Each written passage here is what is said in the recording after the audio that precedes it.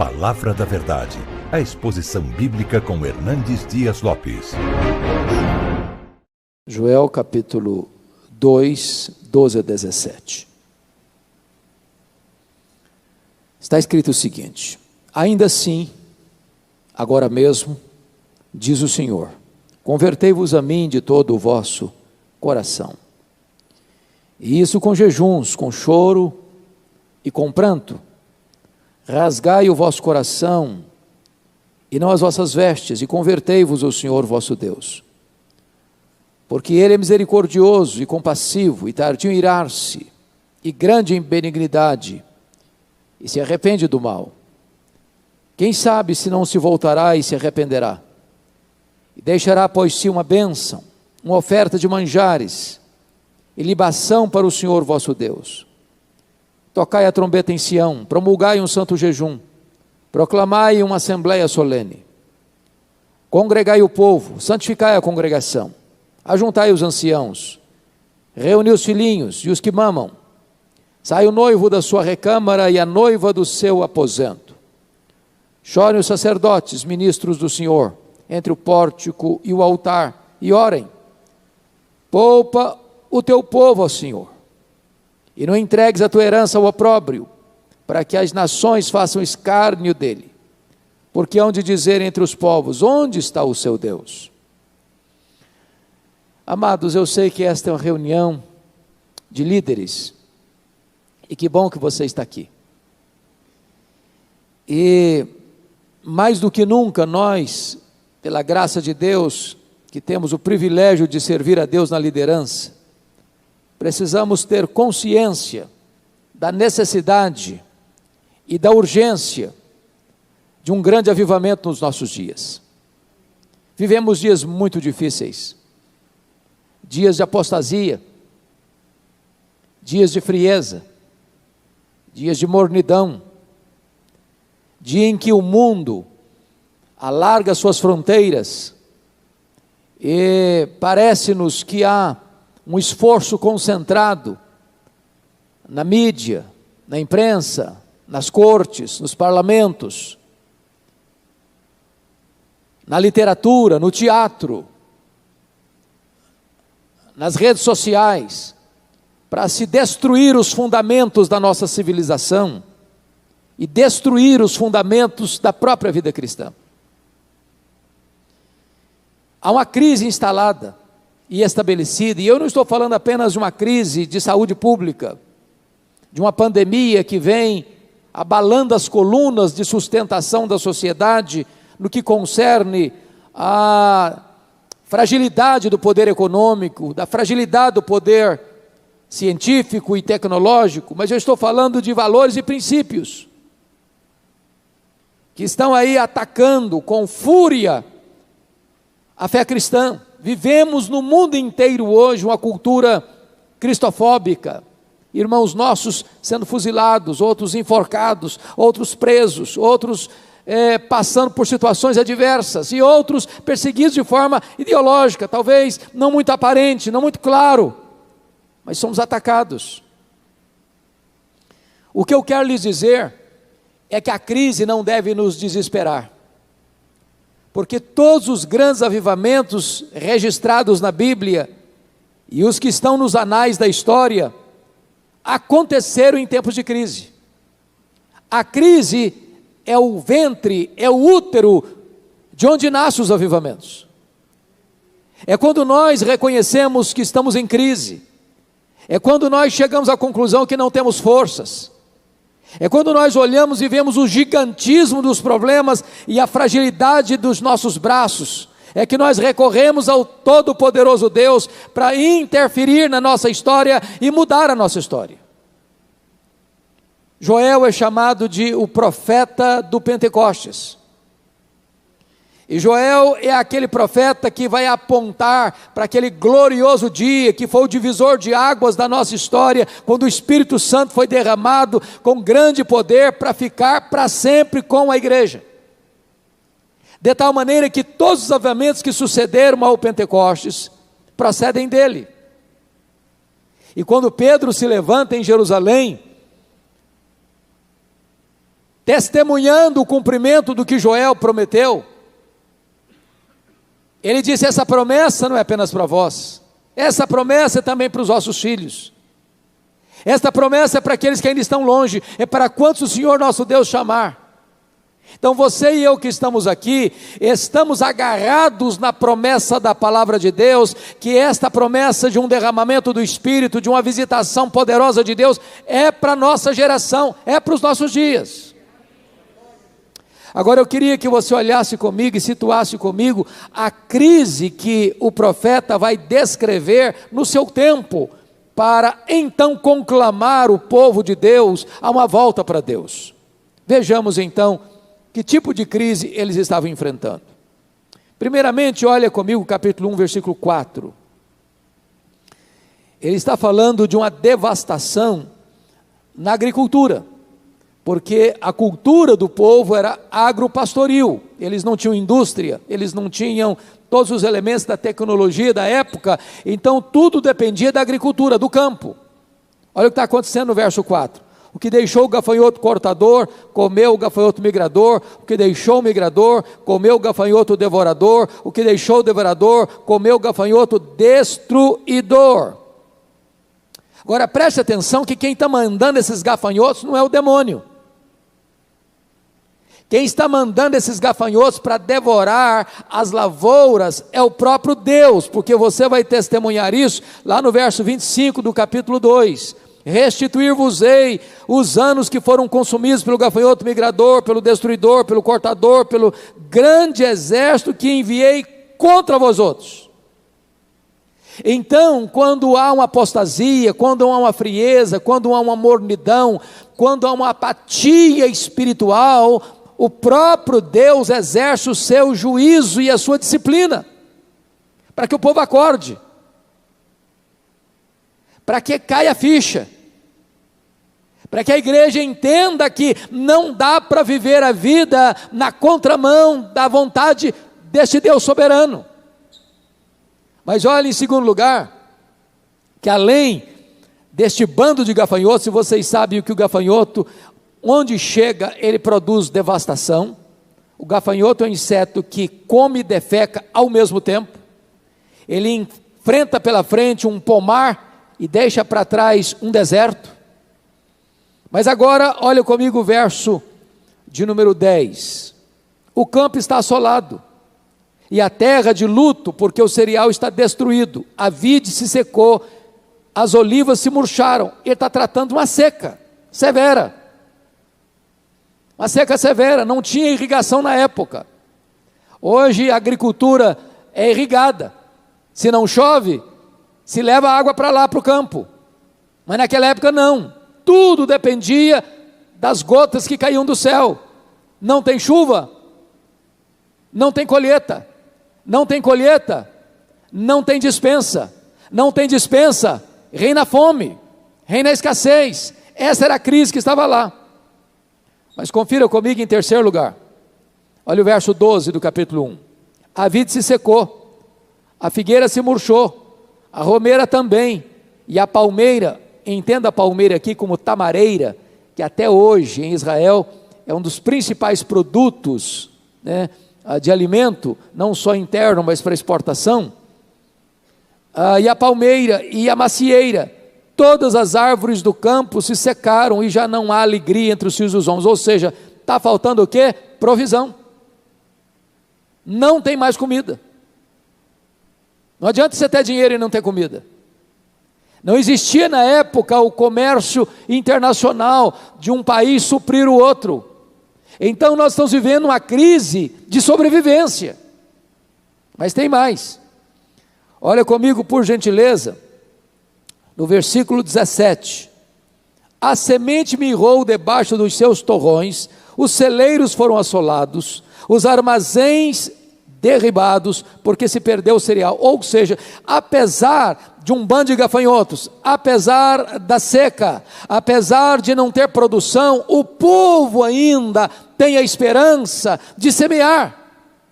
O pouco que resta, apostam na esperança da produção, que as chuvas virão, e quando eles jogam ventre da terra, o pouco que tem na esperança de colheita, até esse pouco perece. Perdem tudo. Mas tem mais. Olha comigo, por gentileza, o versículo 18, porque até agora o cenário foi da agricultura, do colapso da agricultura.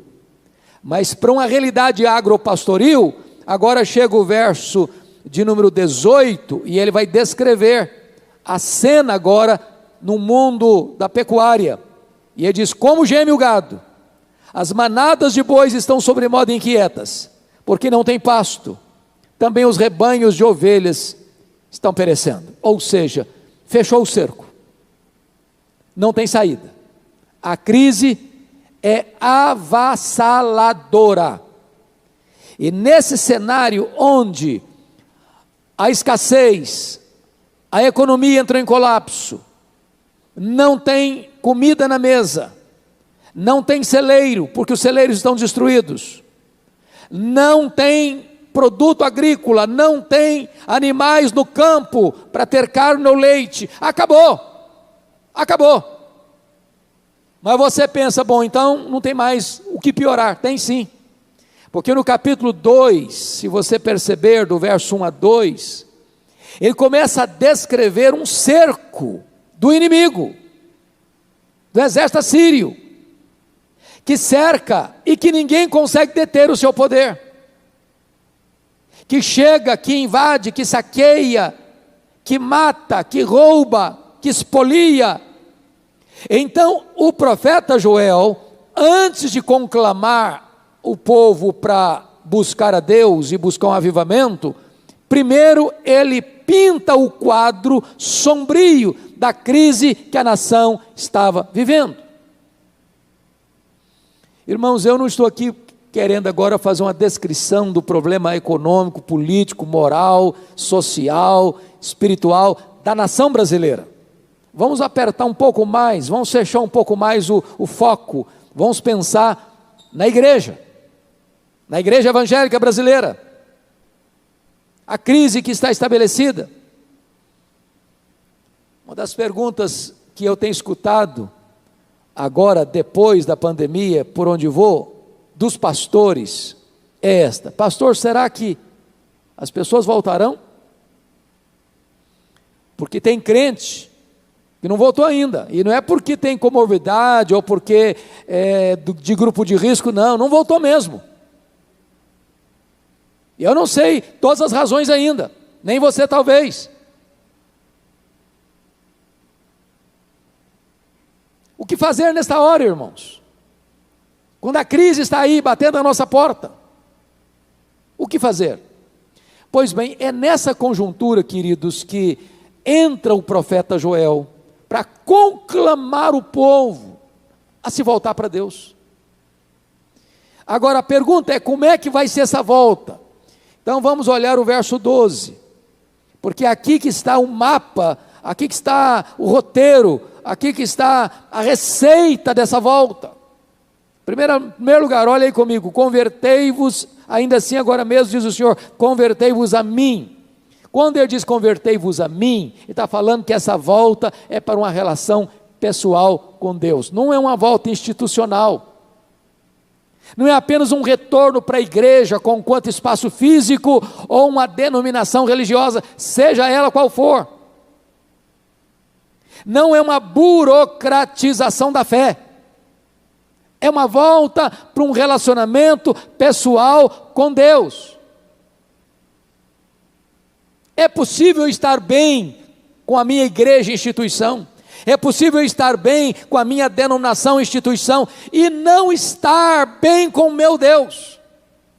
Não é isso que o Senhor Jesus Cristo denuncia na carta aos Efésios, na carta à igreja de Éfeso? Uma igreja que mantinha firmemente o seu zelo doutrinário, uma igreja que era uma colmeia industriosa para trabalhar, era uma igreja que permanecia e perseverava servindo a Deus com entusiasmo na perseguição. Mas o Senhor Jesus dizia: eu tenho uma coisa contra ti, é que tu abandonaste o teu primeiro amor.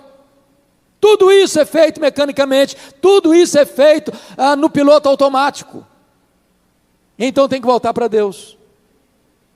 ao ponto de você abrir a sua Bíblia e ter prazer de ler sua Bíblia, a ponto de você dobrar os seus joelhos e se deleitar na presença de Deus, a ponto de você vir para a casa de Deus com a expectativa de ter um encontro pessoal com Deus vivo. Mas em segundo lugar, esta volta, meus amados irmãos, é uma volta com profundidade, porque diz, olha aí comigo no verso 12 ainda, convertei-vos a mim de todo o vosso coração. Ou seja, não dá para maquiar essa volta, não dá para teatralizar essa volta, não é uma espiritualidade cênica. Eu preciso voltar, mas voltar de todo o coração. Em outras palavras, o Senhor não requer que você, como líder, apenas esteja na frente da obra, ou esteja na igreja, ou esteja no púlpito, ou esteja pregando, ou esteja ensinando, ou visitando, aconselhando. Deus quer que você e eu façamos isso de todo o nosso coração. É possível, irmãos, exercer o ministério profissionalmente. Há pouco tempo, pastor, um colega ministro do Evangelho me ligou com lágrimas, e ele me disse, pastor Hernandes, a minha denominação, e aqui no Brasil, não batizou um crente por igreja por ano, em média. Você já imaginou o que é isso? Uma igreja se reunir domingo após domingo, e o saldo daquele ano não teve uma conversão sequer?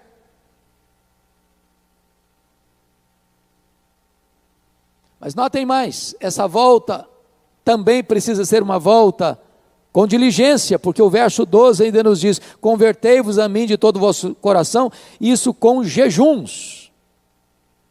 Por que o profeta está dizendo que essa volta para Deus precisa ser com jejuns? O que é um jejum? O jejum é quando você se abstém daquilo que é bom, por aquilo que é melhor.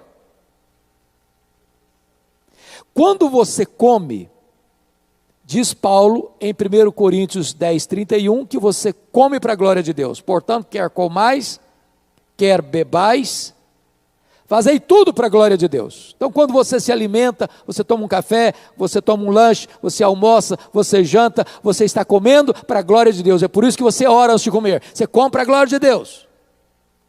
Agora, quando Paulo inclui, quer comais, quer bebais, quer façais qualquer outra coisa, e qualquer outra coisa inclui jejum, fazei para a glória de Deus.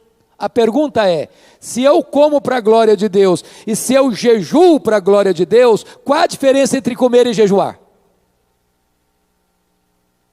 Se eu faço ambos para a glória de Deus?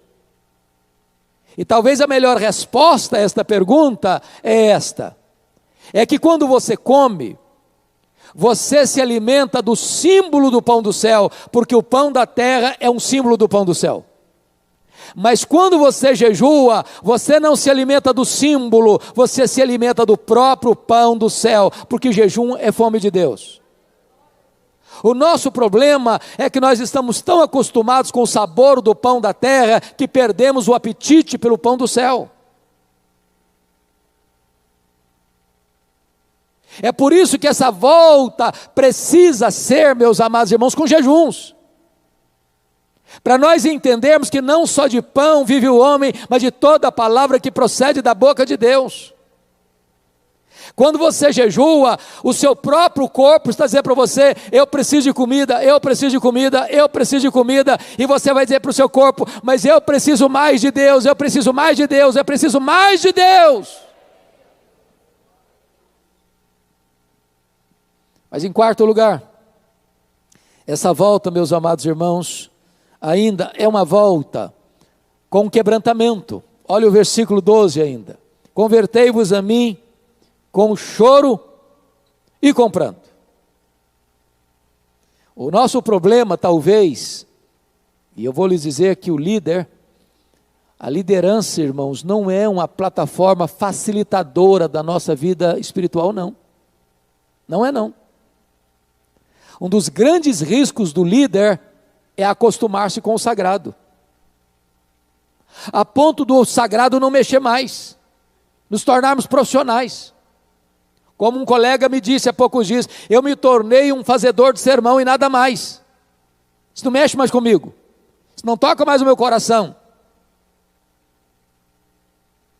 Então é fundamental que essa volta para Deus seja com o coração quebrado. O nosso problema é que às vezes nós buscamos a Deus com o coração seco demais e com os olhos enxutos demais. Por exemplo, qual foi a última vez que nós choramos? Talvez como Jacó chorou, lá no Val de Jaboque, conforme Oséias 12:4, que ele rogou misericórdia com choro. Eu não te deixarei ir se tu não me abençoares. Qual foi a última vez que nós choramos como Neemias, ao saber o opróbrio em que estava o povo de Deus, e ele chora diante de Deus por aquela tragédia? Qual foi a última vez que nós choramos como chorou Jeremias, ao ver a cidade de Jerusalém sendo massacrada pelos babilônios? Qual foi a última vez que nós choramos como Davi, ao ver que as pessoas não querem saber da lei de Deus? Qual foi a última vez que nós choramos como Paulo, ao perceber que ele preferia ser anátema e ver o seu povo convertido,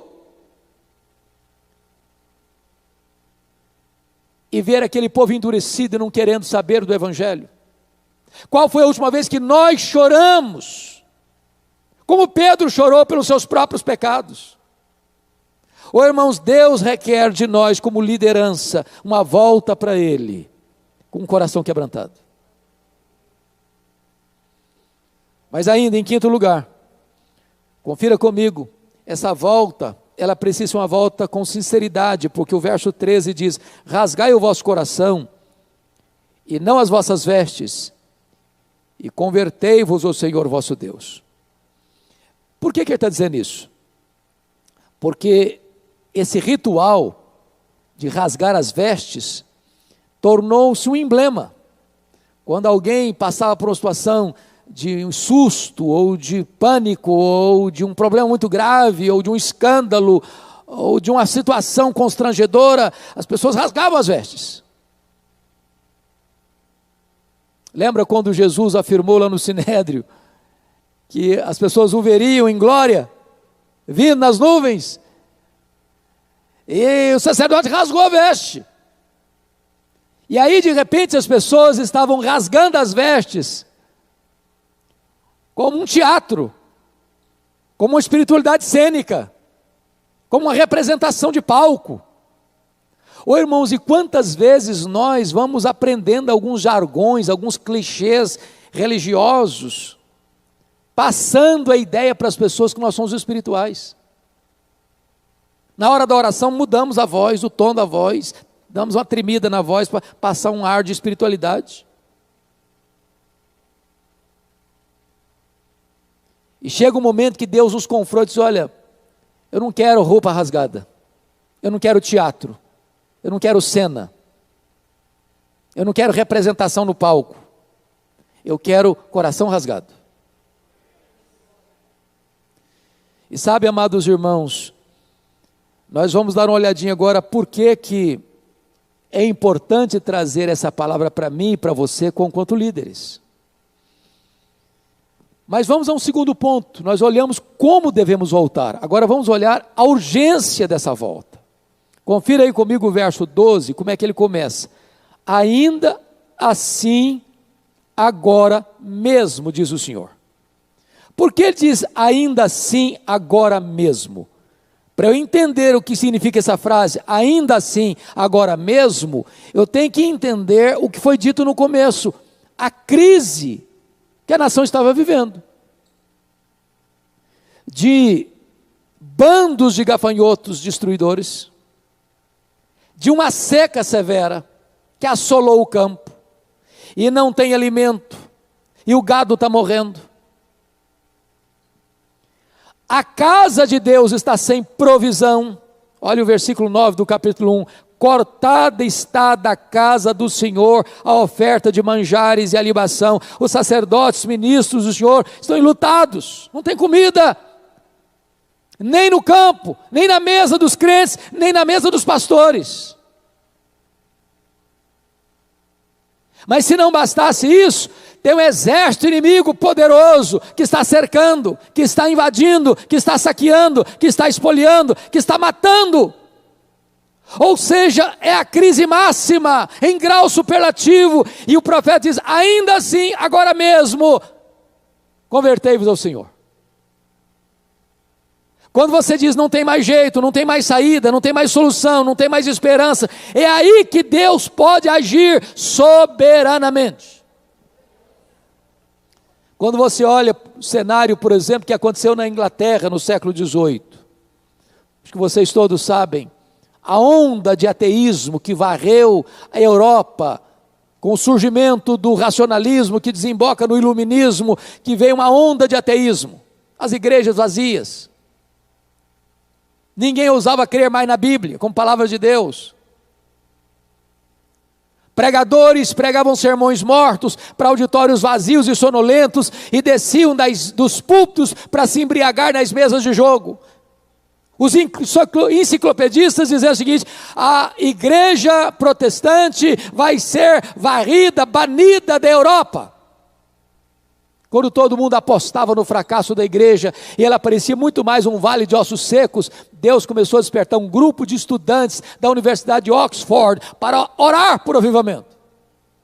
Dentre eles estava John Wesley, seu irmão Carlos Wesley, George Whitefield, e eles se reuniam periodicamente para buscar a Deus, para orar a Deus, para confessar os seus pecados a Deus, para pedir um reavivamento para a igreja e uma restauração para a nação. E foi numa dessas reuniões de oração, que hoje nós chamamos de vigília, 31 de dezembro de 1739, às 3 horas da madrugada, que Deus fendeu os céus e derramou o seu Espírito sobre aqueles moços, e eles se levantaram no poder do Espírito Santo para pregar, e as igrejas ficaram cheias de pessoas famintas de Deus, centenas de pessoas, centenas de milhares de pessoas convertidas, e este avivamento varreu toda a nação. Ainda assim, agora mesmo, convertei-vos a mim, diz o Senhor, de todo o vosso coração, com jejum, com prantos, rasgando o vosso coração e não as vossas vestes. Mas, amados, confiram comigo, por favor, qual é a motivação dessa volta? Temos alguma motivação para fazer isso? Então confira comigo o verso 13. Rasgai o vosso coração e não as vossas vestes, e convertei-vos o Senhor vosso Deus. Por quê? Olha aí a motivação. Porque Ele é misericordioso e compassivo, e tardio em irar-se, e grande em benignidade, e se arrepende do mal.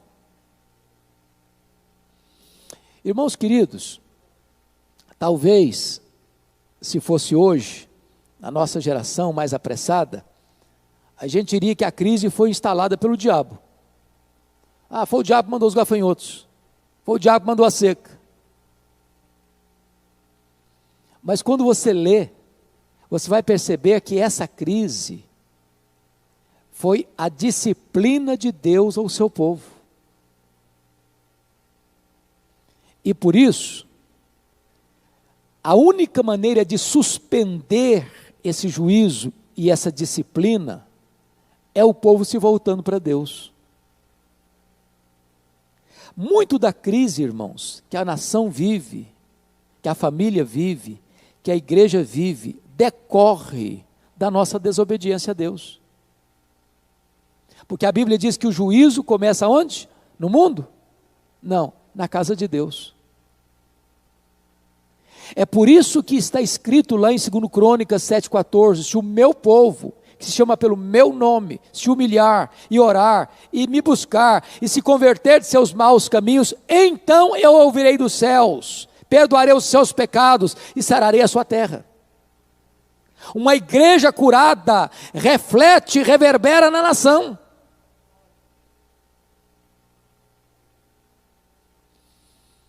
Agora, eu e você devemos ter toda a motivação para nos voltar para Deus, sabe por quê? Porque Deus é misericordioso, é muito misericordioso. É por isso que Abacuque, ao fazer sua oração por avivamento, ele diz: Senhor, reaviva a tua obra no decorrer dos anos, na tua ira, lembra-te da misericórdia. Ele tem prazer na misericórdia. Ele não rejeita um coração quebrantado. Ele habita no alto e sublime trono, mas ele habita com abatido e contrito de coração. Se nós nos humilharmos, Deus há de nos restaurar. Se nós nos humilharmos, Deus há de nos levantar. Se nós nos humilharmos, Deus há de nos reavivar.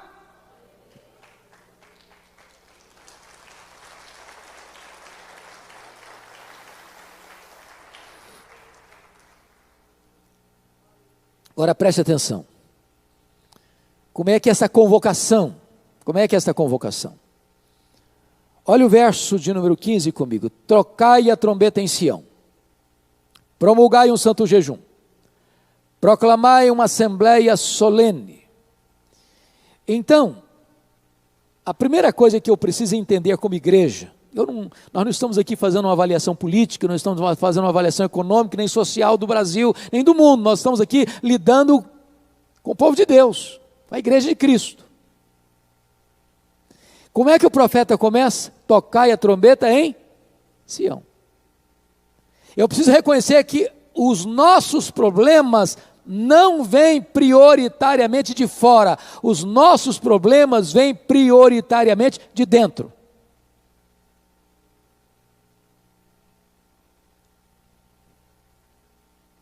Ou seja, a trombeta não é tocada para fora dos muros, a trombeta é tocada em Sião.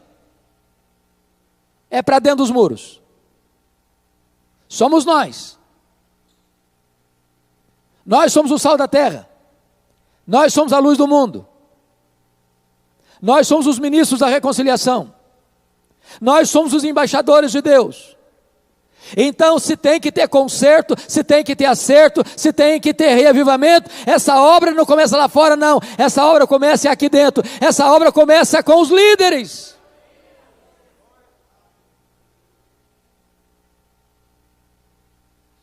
Agora notem, amados, quando um problema, quando um perigo é nacional, exige-se uma convocação de uma assembleia pública. Por isso ele diz: promulgai um santo jejum, proclamai uma assembleia solene.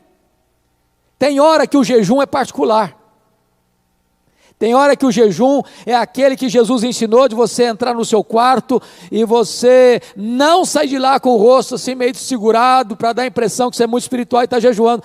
Passa um óleozinho na cabeça, dá uma lavada no rosto, bota um sorriso na face. Não faça propaganda. Não toque trombeta, não seja fariseu, não seja hipócrita, mas tem hora que o jejum é público, tem hora que é uma convocação solene, tem hora que nós chamamos a igreja: meus irmãos, nós como igreja vamos jejuar, meus irmãos, nós como pastores e líderes vamos jejuar. Agora, quem deve jejuar? Quais são os integrantes? E me impressiona com isso, porque ele começa da seguinte maneira: congregai o povo, santificai a congregação, ajuntai os anciãos. Então note isso, nós somos líderes, e os liderados, via de regra, não estão na frente dos líderes. Você quer saber o grau de espiritualidade da igreja? Olha o grau de espiritualidade dos líderes. Os nossos liderados nos olham e nos observam mais do que nos escutam. Se eu não oro, eles não vão orar. Se eu não tenho amor pela palavra, eles não vão ter. Se eu não tenho paixão por falar de Jesus e evangelizar, eles não terão. O que o profeta está dizendo é que a liderança tem que puxar essa fila.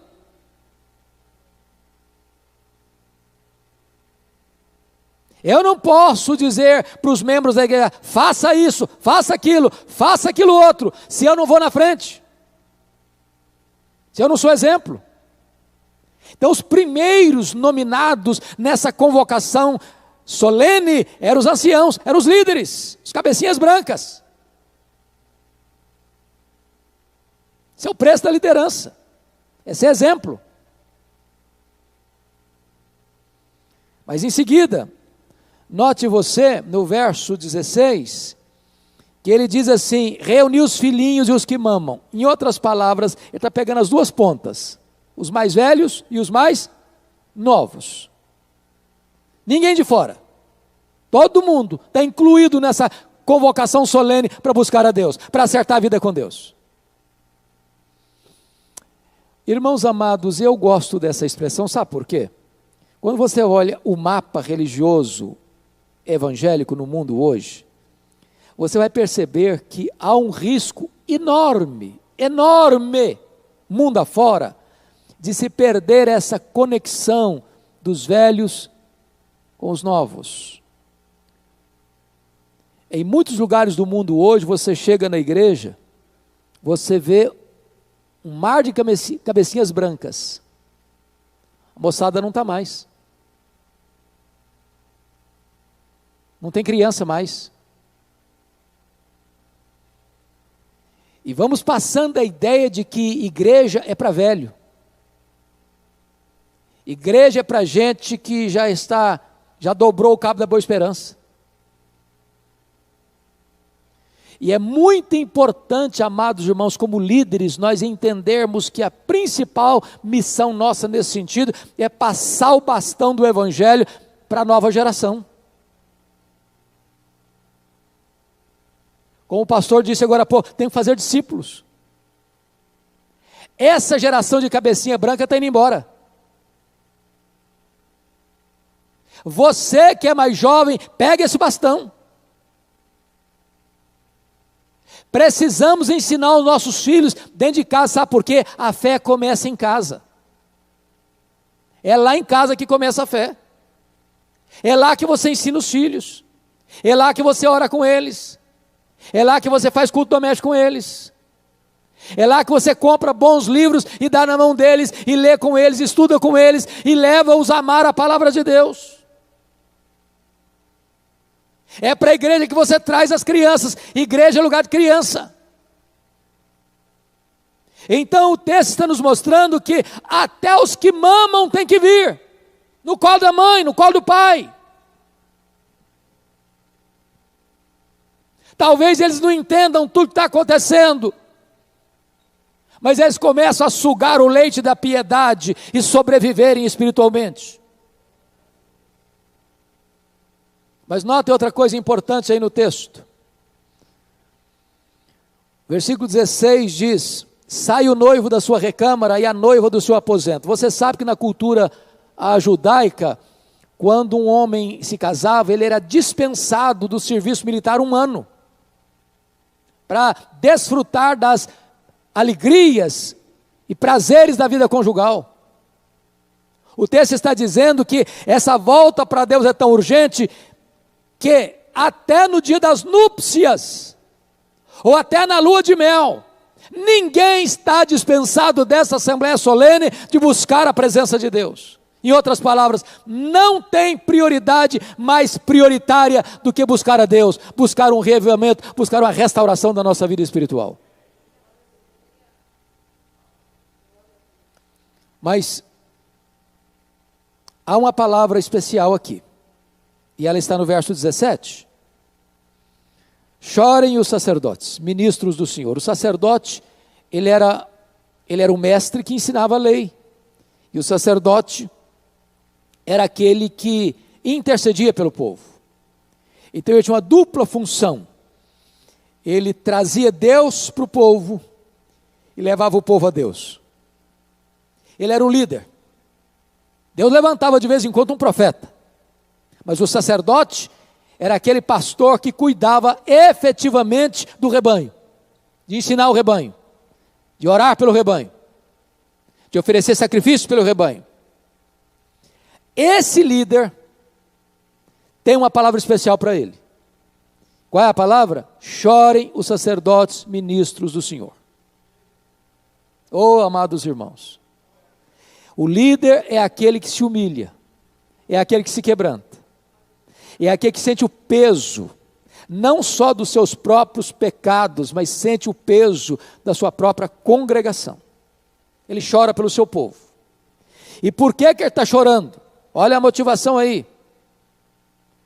Ele ora e diz: poupa o teu povo, ó Senhor, e não entregues a tua herança ao opróbrio. Então, a primeira coisa que ele está pedindo é para Deus poupar o povo, porque o líder tem que amar o povo. Eu conheço muito líder que ama a posição de liderança, o status de liderança, o conforto da liderança. Há pouco tempo eu escutei um cidadão dizer o seguinte: eu gosto de chegar na igreja e ninguém me encostar. Gosto da multidão, mas não gosto de gente. Pastor e líder tem que ter cheiro de ovelha, tem que amar a ovelha, tem que gostar de gente, tem que amar o seu povo, ele tem que se colocar na brecha em favor do seu povo, como fez Moisés. Senhor, ou o Senhor perdoa o pecado desse povo, ou o Senhor risca o meu nome do livro que escreveste. Ou como Paulo dizia: eu preferia me perder para ver o meu povo salvo. Meu amado irmão, aqueles que Deus confiou nas suas mãos, você precisa orar, e orar, e orar, dizendo: Deus, poupa o teu povo, Senhor, poupa o teu povo, oh meu Deus, poupa o teu povo.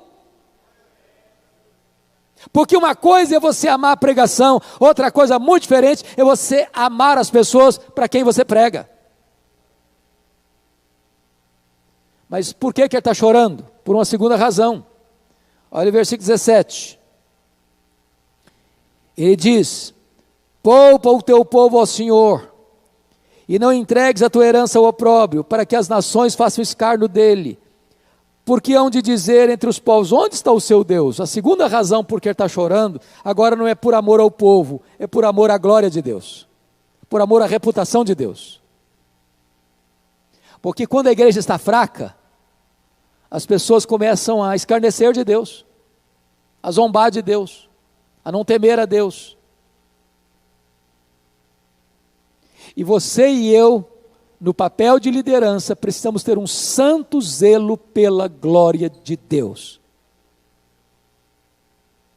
Bom, deixa eu concluir, levando você para o versículo 18, porque o verso 18, e nós não lemos essa passagem, porque eu não vou olhar versículo por versículo, mas pontuar algumas coisas. Está aqui a dobradiça, porque o verso 18 diz: então o Senhor se mostrou zeloso da sua terra e compadeceu-se do seu povo. Quando o povo de Deus busca, o povo de Deus encontra. E eu quero chamar a sua atenção para o fato de que todos os elementos de crise apontados nos capítulos 1 e 2 serão revertidos em resposta, em consequência do acerto que este povo fez com Deus. Se não, vejamos. Olha aí comigo, por favor, o versículo de número 19. E respondendo lhe disse: eis que vos envio o cereal e o vinho e o óleo, e deles sereis fartos, e vos não entregarei mais ao opróbrio entre as nações. Então não tinha comida, não tinha produto na lavoura, não tinha rebanho no pasto, não tinha armazéns, não tinha despensa, não tinha mesa com comida. Agora Deus vem e Deus dá o cereal, e Deus dá o vinho, e Deus dá o óleo, e eles são fartos, e o inimigo não entra mais para saquear e espoliar. É Deus quem dá. Deus reverte o quadro. Segundo, olha comigo, versículo 20. O exército que vem para oprimir, descrito nos versos 1 a 11 do capítulo 2, olha o que vai acontecer. Mas o exército que vem do norte, eu removerei para longe de vós, lançá-lo-ei em uma terra seca e deserta, lançarei a sua vanguarda para o mar oriental e a sua retaguarda para o mar ocidental, subirá o seu mau cheiro, subirá a sua podridão, porque agiu poderosamente. É muito provável que seja uma cena descrita por aquele cerco da Síria a Jerusalém, depois de ter derrubado o reino do norte, Samaria, no governo de Ezequias. É muito provável que seja essa situação, porque o exército assírio cercou Jerusalém e de forma abusada disse: rendam-se, porque Deus nenhum pode livrar vocês das minhas mãos. E Deus mandou um único anjo e matou 185 mil soldados assírios. Ô irmãos, quem dá vitória à igreja é Deus. Quem leva a igreja para frente é Deus. Quem triunfa sobre os nossos inimigos é Deus. Terceiro lugar, olha comigo o verso 25. Não, verso 23, por favor.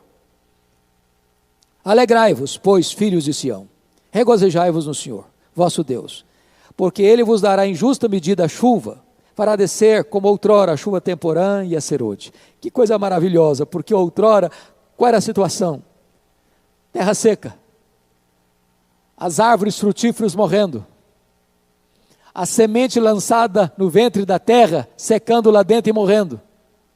Agora Deus derrama sua chuva, a chuva certa, a chuva temporã, a chuva serôdia. Agora o tempo é favorável. É Deus quem domina o tempo, irmãos. É Deus quem tem o controle do tempo. É Deus quem tem o controle das estações. E pode ter certeza disso. Muito das crises ecológicas, muitas das crises aí do meio ambiente que estamos vivendo, é resultado do pecado do povo de Deus. Se nós nos voltarmos para Deus, Deus pode visitar a natureza que Ele mesmo criou com graça e bondade. Mas tem mais. Olha o verso 25 comigo. Restituir-vos-ei os anos que foram consumidos pelo gafanhoto migrador, pelo destruidor, pelo cortador, o meu grande exército que enviei contra vós outros.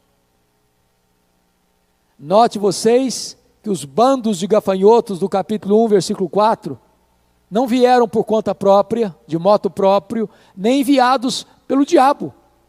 Deus os enviou. E agora que o povo se arrependeu e voltou-se para Deus, Deus o afastou. Deus dá a disciplina e Deus dá a restauração. Deus faz a ferida e Deus cura. Mas sabe, irmãos, a última coisa que me chama a atenção está no verso 27. Porque sabe qual é a maior crise que a igreja enfrenta, irmãos? Não é financeira, não é política, não é da economia,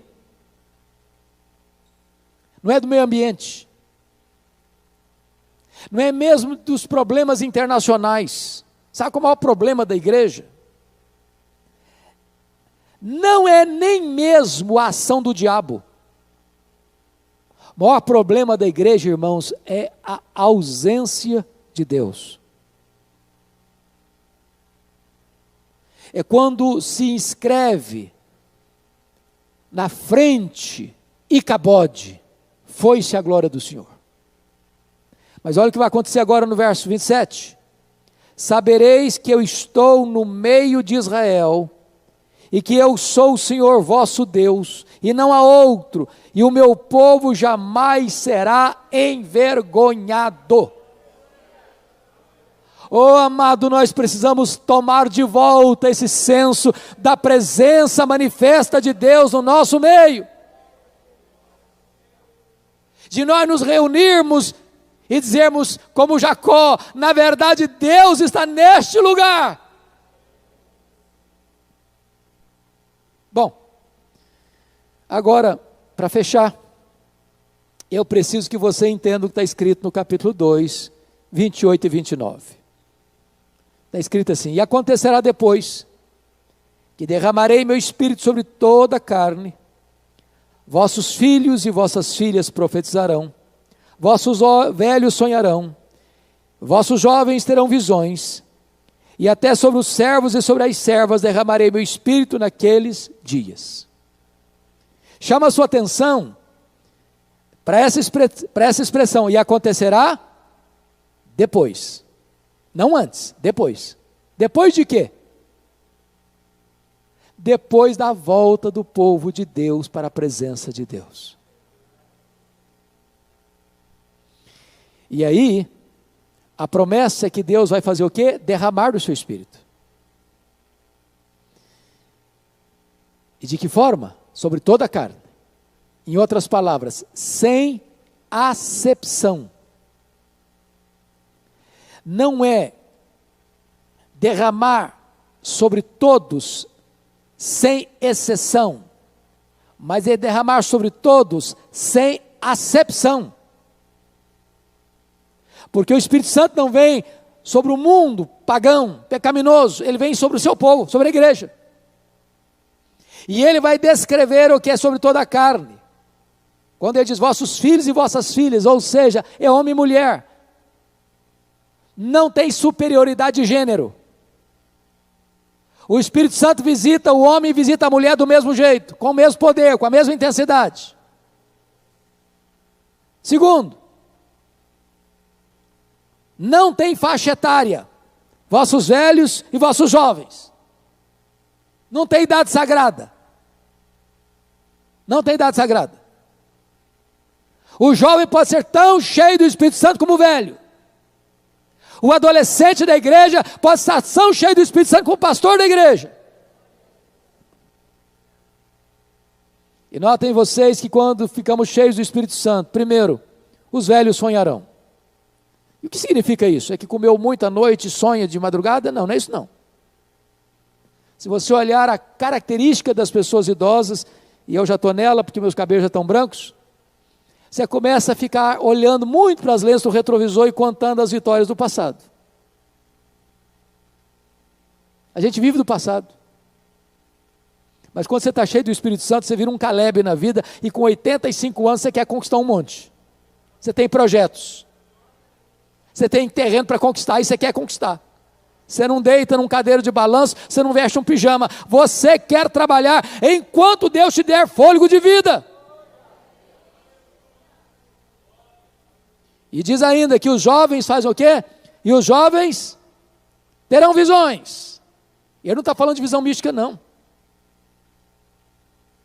Essa visão aqui, irmãos, é que se o velho vive das glórias do passado, falta ao jovem, às vezes, experiência.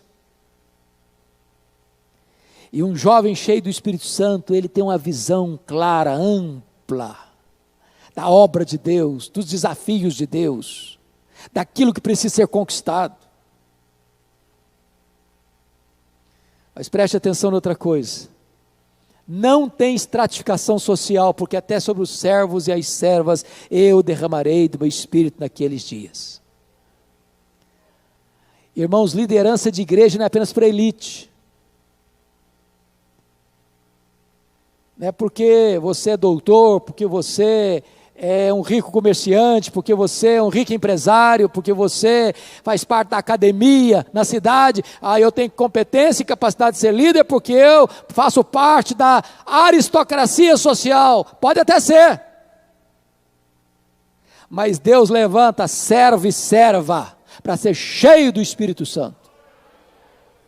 Deus levanta gente de mão calejada e levanta essa pessoa e a usa com poder, como usou Dwight Lyman Moody, que era um homem rude, mas cheio do Espírito Santo, e levou cerca de 500 mil pessoas a Cristo. Pois bem, queridos, passaram-se mais de 600 anos desta promessa de Joel, e Jesus Cristo veio ao mundo, e Jesus Cristo morreu, Jesus Cristo ressuscitou, e antes de ir assunto aos céus, Jesus disse para os seus discípulos: permanecei na cidade até que do alto sejais revestidos de poder. E Jesus disse: aguardai a promessa do Pai, quando sereis batizados com o Espírito Santo, e recebereis poder ao descer sobre vós o Espírito Santo, e sereis minhas testemunhas, tanto em Jerusalém, como em toda a Judeia, e Samaria, e até os confins da terra. E ao ouvirem esta promessa de Jesus, eles retornaram 120 pessoas para o cenáculo, e diz a Bíblia que todos perseveraram unânimes em oração. Depois de 10 dias de oração, era um domingo de manhã, 9 horas da manhã, estavam assentados, quando de repente veio do céu um som impetuoso, um vento impetuoso, línguas como de fogo, pousou um sobre cada um deles, e todos ficaram cheios do Espírito Santo, e começaram a falar em outras línguas as grandezas de Deus. Quando a multidão se reúne atônita, sem saber o que estava acontecendo, o que quer isso dizer? Outros olharam com preconceito e disseram, não são galileus. Outros olharam com zombaria e disseram, estão bêbados. Pedro se levanta e diz, não senhor, eles não estão bêbados, esta é a terceira hora do dia, é 9 horas da manhã. O que está acontecendo aqui é o que prometeu o profeta Joel, que Deus haveria de derramar o seu Espírito nos últimos dias. E Pedro se levanta e prega com poder, e diz, esta promessa não é apenas para vós, é para os vossos filhos, é para aqueles que estão longe, é para quantos o Senhor nosso Deus chamar. Portanto, essa promessa, meu amado, de Joel aqui, é para você, é para mim, é para a Catedral Evangélica de Sorocaba, é para os nossos dias.